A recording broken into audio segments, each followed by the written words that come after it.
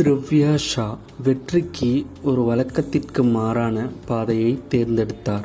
பாரம்பரிய கல்வி பாதையை பின்பற்றுவதற்கு பதிலாக அவர் சிறு வயதிலிருந்தே மென்பொருள் உருவாக்குவதிலும் நிஜ உலக பிரச்சினைகளுக்கு தீர்வு காண்பதிலும் கவனம் செலுத்தினார். தனக்கு 20 வயது ஆவதற்கு முன்பே அவர் 15க்கும் மேற்பட்ட ஓப்பன் சோர்ஸ் திட்டங்களை துவங்கி 2 நிறுவனங்களிலிருந்து வெற்றிகரமாக வெளியேறியிருந்தார்.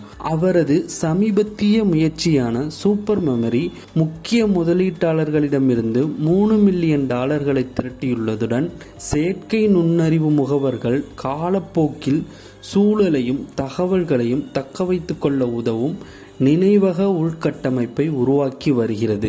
அவரது சாதனைகளை அங்கீகரிக்கும் விதமாக அறிவியல், தொழில்நுட்பம் மற்றும் வணிகம் போன்ற துறைகளில் அசாதாரணமான திறமையை கொண்ட தனிநபர்களுக்கு வழங்கப்படும் மதிப்புமிக்க விசாவை அமெரிக்கா அவருக்கு வழங்கியுள்ளது.